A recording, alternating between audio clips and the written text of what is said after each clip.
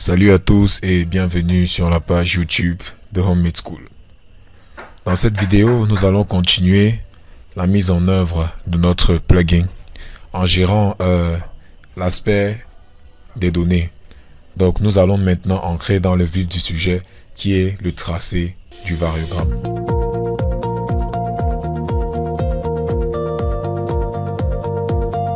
Le tracé du variogramme n'est pas forcément une chose aisée. Donc nous allons substituer en trois parties. Notamment la matrice des distances que nous avons vu dans les vidéos introductives. Si vous ne les avez pas vues, je vous invite à aller les revoir. Donc nous allons les subdiviser en trois parties, notamment la matrice des distances, puis le recueil des nombres de paires et des variances, et à la fin nous allons tracer le variogramme, puis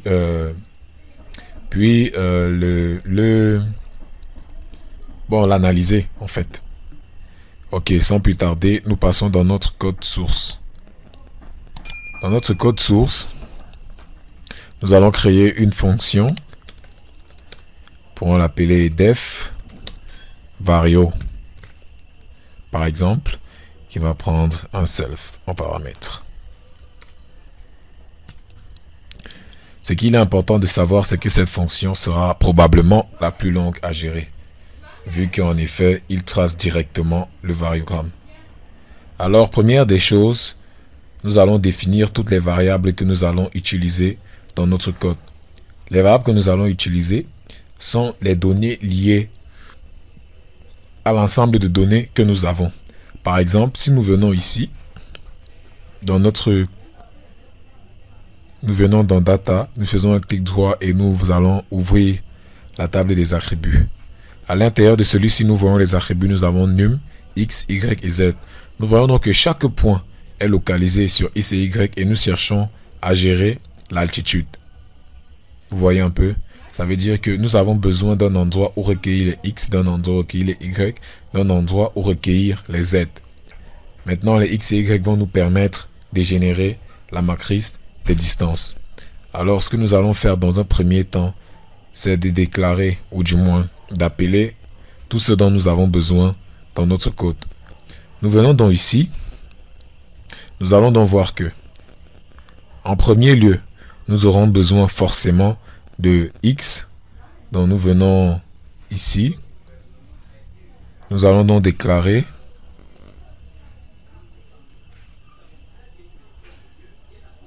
les tout premiers. Nous allons prendre les noms name, qui ne vont pas forcément nous servir, mais au moins on conserve. Nous allons garder x. Nous allons garder y. Nous allons garder l'altitude, ou du moins z. Nous allons ajouter d'autres variables qui vont nous aider dans le futur. Nous allons mettre la table, c'est-à-dire l'endroit où nous allons stocker la matrice des distances. Nous allons garder inter. Bon, inter pour intermédiaire, parce qu'en fait, nous ne pouvons pas avoir des tableaux à deux dimensions directement comme dans d'autres langages en Python. Donc, pour ce faire, nous créons ce qu'on appelle des listes de listes. Et à chaque fois que nous allons calculer la matrice des distances associées, nous allons l'injecter dans table. Donc, nous utilisons une matrice intermédiaire pour cela. Nous déclarons aussi edgeval, qui seront en fait l'ensemble des valeurs de h que nous allons stocker. Nous déclarons aussi varval, qui sera pour les variances associées. Nous avons npr pval. Puis nous aurons le maximum, qui est en fait notre boussole. Lorsque nous voulons calculer h, nous le mettons à 0. CTRL Z.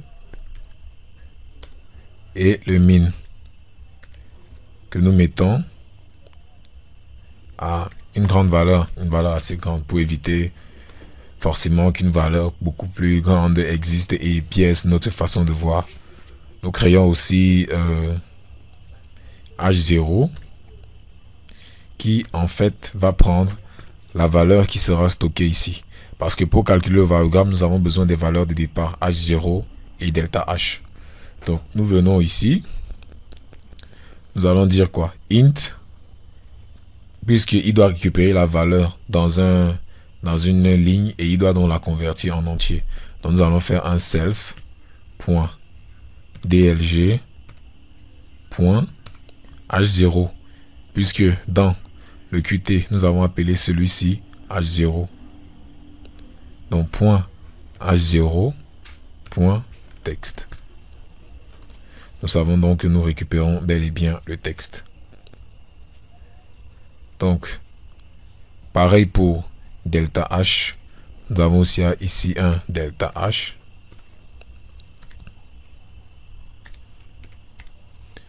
Qui va prendre pareil, sauf que ce sera pour une autre. Donc, on copie pour éviter de l'écrire. On colle et ici on va modifier .delta H. Parce que lorsqu'on clique, il faut bien se rassurer de ça. Delta H. On vient là. On retire H0 pour mettre delta H. Je crois que nous avons fait là le tour. Nous pouvons continuer. Une fois que nous avons déclaré toutes ces variables, nous continuons. OK. Donc, pour la matrice des distances, bien sûr, il suffit de faire une double boucle et de calculer les distances par rapport aux autres. Ce n'est bien sûr que ça. Donc, on va commencer. Pour la matrice des distances, nous venons comme ceci.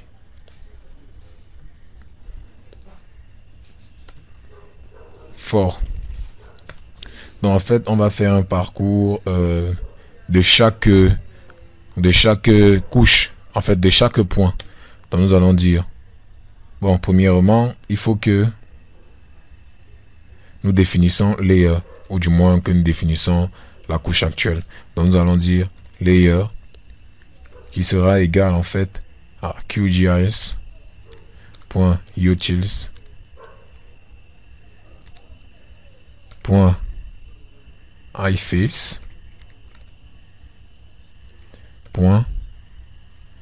iFace. Active layer.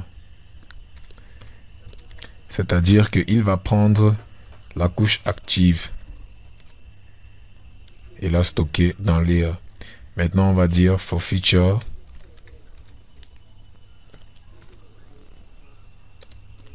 in layer, c'est-à-dire celui qu'on a créé, point get feature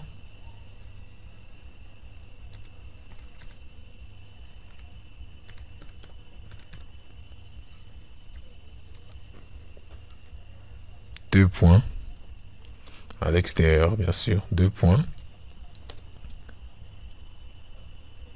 Ce qu'il va faire, c'est quoi? Il va parcourir chacun et il va stocker les noms, c'est-à-dire nom, x, y et altitude. Donc ça, c'est la première étape. On stocke d'abord tous les paramètres en mémoire. Donc on va dire x.append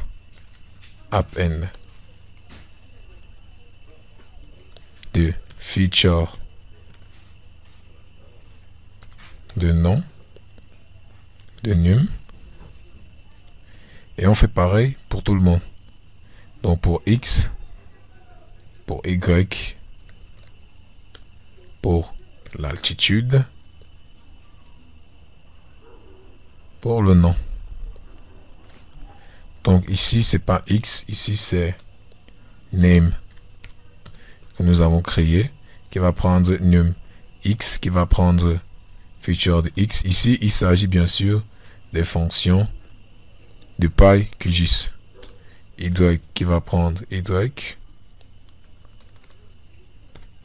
et altitude qui va prendre z. Nous venons donc là de stocker chacun d'entre eux dans la liste associée. Nous pouvons donc maintenant passer aux matrices des distances. Comme nous l'avons vu pour la matrice des distances, nous devons faire un parcours et c'est une matrice triangulaire supérieur ou inférieur. Bon, ça dépend de nous. Pour nous, on va gérer triangulaire, supérieur, inférieur. Ce que nous allons dire, c'est quoi? For I in range 1. Bon, ce qu'il va faire, c'est quoi? Il va commencer à 1 et il va arriver à layer.feature count. Donc, ce qu'il va faire, c'est qu'il va compter le nombre de couches de la couche totale. Et c'est par rapport à ça qu'il va... Bon, c'est ça qui va lui servir de compteur. Bon, on pouvait bien faire x.length et ça aurait marché. Bon, c'est juste pour que vous ayez les notions. Donc, layer.featureCount permet de compter le nombre de sous-couches à l'intérieur d'une couche générale. Et à l'intérieur, nous mettons for G in range 0,i. Donc, ce qu'il va faire, c'est que i, à chaque fois, va diriger le nombre qu'on va arriver et j va s'arrêter à la diagonale pour ne pas gâcher de l'espace et avoir une matrice effectivement de taille n fois n qui n'est pas forcément nécessaire. 2 points. Alors, calculer la distance revient à utiliser la formule euclidienne. Donc, on va utiliser une variable intermédiaire qui va s'appeler b, qui va recevoir mat.sqrt, vu que la distance est la racine carrée de x carré plus y au carré. On va aussi utiliser mat.power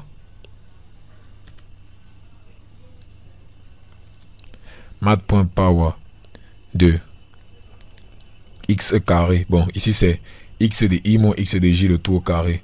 Donc on va dire x de i moins x de j. Et là l'exposant, on le met à 2.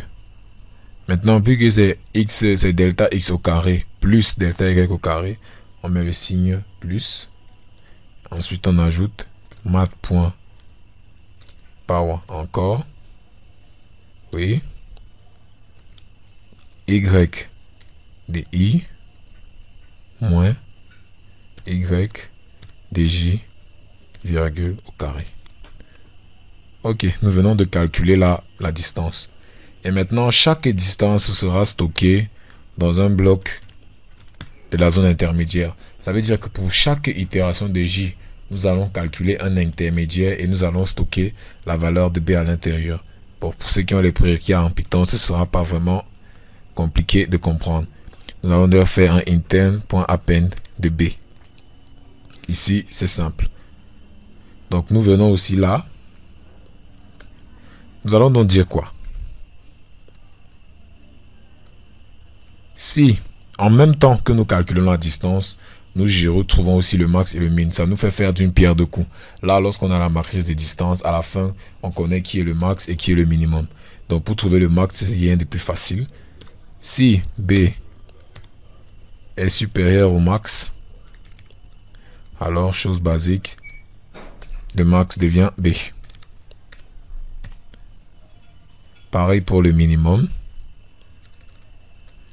Si B est plus petit que le min, tout simplement, alors le min devient B. Donc, on est garanti là que à la fin, on a le max et on a le minimum. Une fois que c'est fait, nous allons aller ajouter dans la table. Donc, à la fin de la boucle, à la fin de chaque boucle for, nous allons ajouter dans la table une nouvelle itération. Donc, nous allons dire table, qui est notre matrice de distance, table.append. La fonction apparaît, table.append. Entre parenthèses, nous mettons deep copy de inter.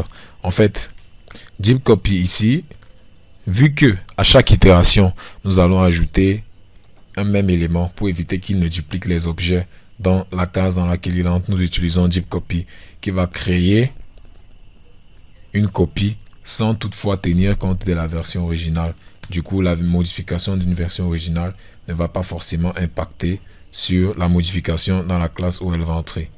Et à la fin, on fait juste un inter qui redevient en fait nul.